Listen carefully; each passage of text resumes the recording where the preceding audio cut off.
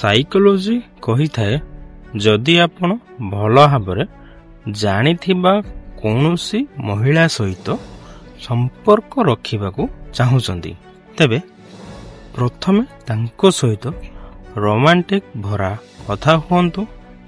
ଦ୍ୱିତୀୟରେ ତାଙ୍କର ପ୍ରଶଂସା କରନ୍ତୁ ଓ ମଝିରେ ମଝିରେ ତାଙ୍କ ଆଖି, ଓଠ, ବେକ, ଛାତି, ଅଣ୍ଟା ଓ ତାଙ୍କ ଗାଣ୍ଡି ପିଚାକୁ ବାରମ୍ବାର ଦେଖନ୍ତୁ।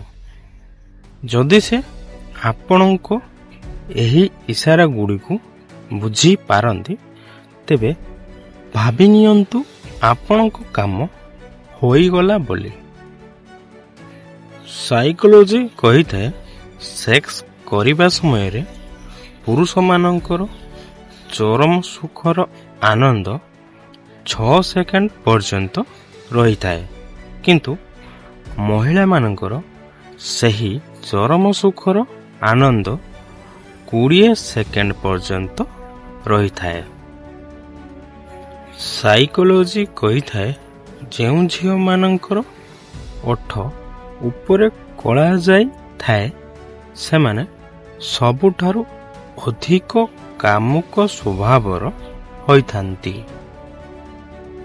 ସାଇକୋଲୋଜି କହିଥାଏ ଯଦି କୌଣସି ଝିଅକୁ ସେକ୍ସ କରିବା ପାଇଁ ପଟେଇବାକୁ ଚାହୁଁଛନ୍ତି ତେବେ ସର୍ବପ୍ରଥମେ ତାଙ୍କ ସହିତ ହସ ମଜାକ କରନ୍ତୁ ଓ ତାଙ୍କର ଅଧିକ ପ୍ରଶଂସା କରନ୍ତୁ। ସେ ସହଜରେ ମାନିଯିବେ।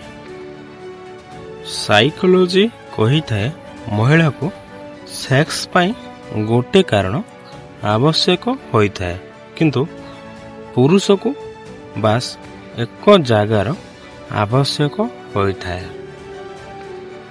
ସାଇକୋଲୋଜି କହିଥାଏ ସେକ୍ସରେ ରୁଚି କମ୍ ହୋଇଯାଇଥିଲେ ତେବେ ଯେକୌଣସି ଏକ୍ସରସାଇଜ କରିବା ଦ୍ୱାରା ପୁଣି ଥରେ ସେକ୍ସର ଇଚ୍ଛା ଜାଗ୍ରତ ହୋଇଥାଏ।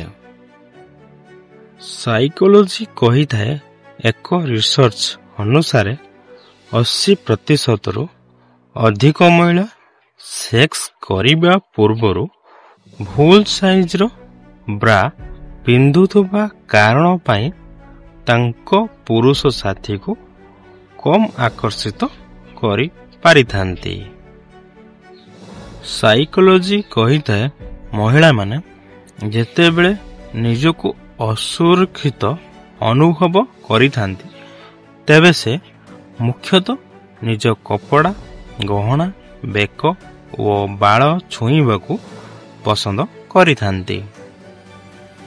ସାଇକୋଲୋଜି କହିଥାଏ ଯଦି ଆପଣ କାହାକୁ ନିଜ କଥାରେ ଆକର୍ଷିତ କରିବାକୁ ଚାହୁଁଛନ୍ତି ତେବେ କଥାରେ ଆରମ୍ଭ ଏଇଭଳି କରନ୍ତୁ କି ଏମିତି ତ ମୁଁ କହିବାକୁ ଚାହୁଁନଥିଲି, କିନ୍ତୁ ସାଇକୋଲୋଜି କହିଥାଏ ଯେତେବେଳେ ଆପଣ ଦୁଃଖୀ ହୋଇଥାନ୍ତି ବା କାନ୍ଦିଥାନ୍ତି ତେବେ ସେହି ସମୟରେ ସେହି ମଣିଷର ମୁହଁ ଆମ ଆଖି ସାମ୍ନାକୁ ଚାଲି ଆସିଥାଏ ଯାହାକୁ ଆପଣ ସବୁଠାରୁ ଅଧିକ ଭଲ ପାଇଥାନ୍ତି।